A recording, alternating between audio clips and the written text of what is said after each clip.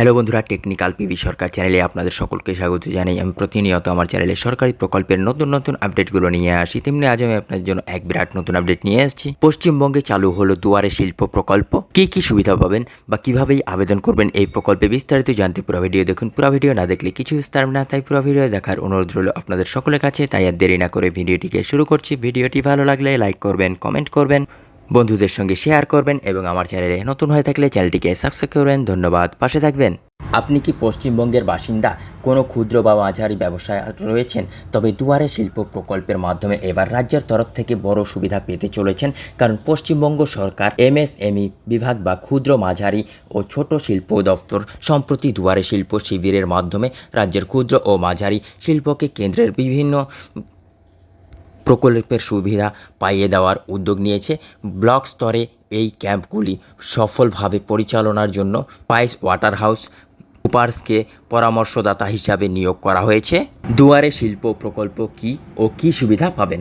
দুয়ারে উদ্যম ক্যাম্প নামে একটি প্রস্তাব ছিল, কিন্তু সরকার এই নামটি ব্যবহার না করে দুয়ারে শিল্প ক্যাম্প নামটি নির্ধারণ করেছেন। সাধারণত ক্ষুদ্র ও মাঝারি শিল্প সংস্থাগুলি কেন্দ্রের উদ্যম পোর্টাল নথিভুক্ত না হলে সরকারি প্রকল্পের ঋণ বা ভর্তুকি পাওয়া কঠিন হয়। পশ্চিমবঙ্গের বহু সংস্থা এখনও সরকারি খাতায় নথিভুক্ত নয়।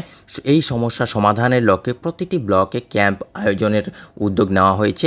দুয়ারে শিল্প প্রসঙ্গে ক্ষুদ্র শিল্প দফতরের সচিব রাজেশ পাণ্ডে জানিয়েছেন, এই উদ্যোগ সম্পর্কে কোনো মন্তব্য করার মতো পরিস্থিতি তৈরি হয়নি। তবে দফতর সূত্রের মতে শিল্পের সমাধানে ক্যাম্পের হস্ত ও তাঁত শিল্পকে সহায়তা দেওয়ার ক্ষুদ্র শিল্পকে সামনে রেখে দুয়ারে শিল্প ক্যাম্প করার পরিকল্পনা নেওয়া হয়েছে। আগামী আগস্ট মাসে এটি চালু হতে পারে।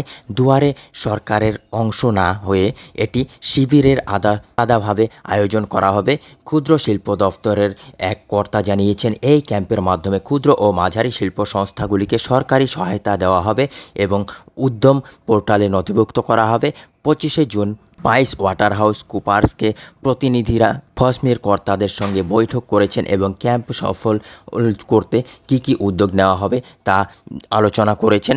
ফসলির সভাপতি বিশ্বনাথ ভট্টাচার্য জানিয়েছেন, প্রতিনিধিদের আশ্বাস দেওয়া হয়েছে যে আমাদের 55,000 সদস্যের মাধ্যমে ক্যাম্পের প্রচার করা হবে এবং আরও বেশি সংস্থাকে নথিভুক্ত করার জন্য উদ্যোগ নেওয়া হবে। শিল্পের একাংশের মতে পশ্চিমবঙ্গের ছোট সংস্থাগুলির বর্তমান অবস্থা আশাপ্রদ নয়। এই অবস্থায় উন্নয়নের জন্য ক্যাম্পের মাধ্যমে আরও পেশাদারি ও বিশেষজ্ঞ সংস্থার সহায়তা নেওয়া হচ্ছে।